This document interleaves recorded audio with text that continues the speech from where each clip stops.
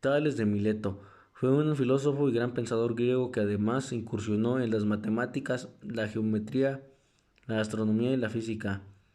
Se le considera el primero de los filósofos de la historia. Entre sus aportaciones más importantes destacan el nacimiento de la filosofía como pensamiento racional o el principio de semejanza. Tales nació en Mileto, en la costa occidental de Asia Menor, en lo que actualmente es la región de Anatolia, en Turquía.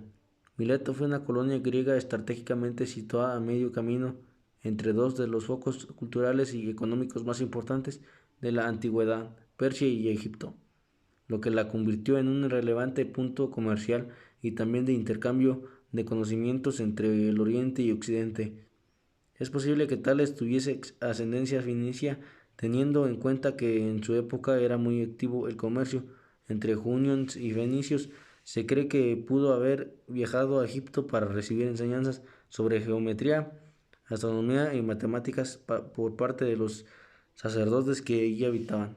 En el ámbito personal, se dice que Tales contrajo matrimonio en un momento de su vida y que engendró un heredero. Por otra parte, se dice que nunca tuvo hijos propios, pero adoptó a un hijo de su hermano. Según Diógenes Laercio, Tales de Mileto falleció en 543 a.C. mientras atendía a los Juegos de Gimnasia en las Olimpiadas.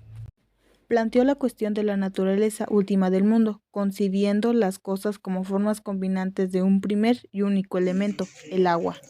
Dentro de los fundamentos que lo llevaron a sacar esta conclusión se encuentran los siguientes. Todos los seres se presentan en uno de los tres estados del agua, ya sean de su estado sólido, líquido o gaseoso, pudiendo convertirse el agua en vapor o en hielo y volver a su estado de liquidez. El universo todo es movimiento. El agua activa, fluye, se eleva y cae. Todos los seres vivos requieren de agua. El semen que se engendra en la vida es líquido como el agua. Después de las lluvias de la humedad parecen surgir ranas y gusanos. En los deltas de la tierra parece brotar del agua. Apenas se retiran las aguas del Nilo todo reverdece. Este planteamiento llevaría a Tales a ser uno de los filósofos de ese tiempo que trascendieron de su pensamiento, dejando de todo lado aquellas explicaciones basadas en la mitología que se caracterizaban en la época, convirtiéndolas en teorías mucho más relacionadas con la razón humana. Tales rechazó la, la heterogeneidad entre la causa y su efecto, es decir, si la realidad es su carácter físico, su causa también sería de carácter físico. Tales marcó la diferencia y dio paso al nacimiento de la filosofía racional. Este es uno de los aportes que sin duda ha hecho evidencia su trascendencia. A pesar de sus grandes aportaciones filosóficas y logros, Tales de Mileto no dejó evidencia escrita de su trabajo. Toda información se conoce acerca de él está basada en las escrituras de Aristóteles, especialmente en su obra titulada Metafísica. Discípulos. Entre sus discípulos se encontró Anaximandro, quien junto con Anaxímenes formaron la conocida escuela jónica. De este modo, Tales se convirtió en el representante del grupo de los 7 sabios de Grecia, gracias a sus desenvolturas en la práctica filosófica. El agua con divinidad, junto a Anaximandro y Anaxímenes, sus discípulos, Tales es considerado uno de los padres de la escuela jónica.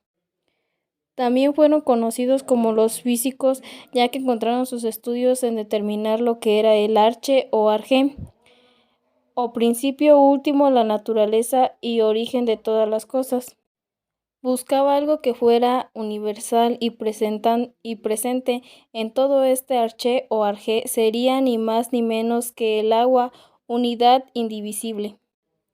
Fue considerado como principio elemental constituyente por ser límite medio de transportación y por su capacidad de transformar su estado y forma, por ser fluida capaz de ocupar intersitios, sutil y a la vez violenta por cambiar, pero también sedimentar, permanecer y generar vida.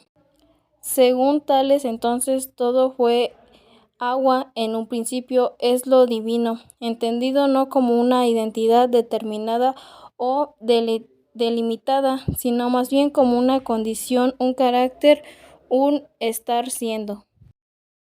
La divinidad como un todo se le atribuye a Tales el concepto de panta pleiretion, que significa todo está lleno de lo divino, en un término mucho más amplio que el actual de un único Dios.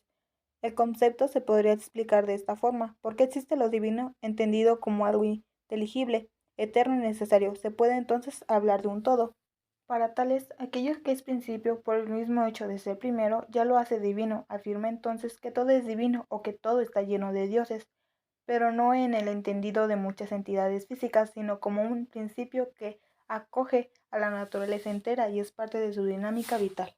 Lo divino como causa de la vida. Si el agua es el arche, entonces el agua es divina. De acuerdo con esto, todas las cosas tenían vida y nada podría llamarse propiamente inanimado. Además, otra implicación de lo anterior es que todo lo que en última instancia es divino en el mundo e incluso lo unifica, no puede emanar del caos, como sugería la noción de divinidades de Homero y Hesíodo. De este modo, la explicación del universo o cosmos es simultáneamente una explicación de la vida y la divinidad. En resumen, las partes del mundo conocido, el físico y el sagrado, no estaban separados en distintos compartimientos, sino que todos podían entenderse juntos en una especie de unidad. ¿Y a ti, qué te pareció esta teoría de Tales?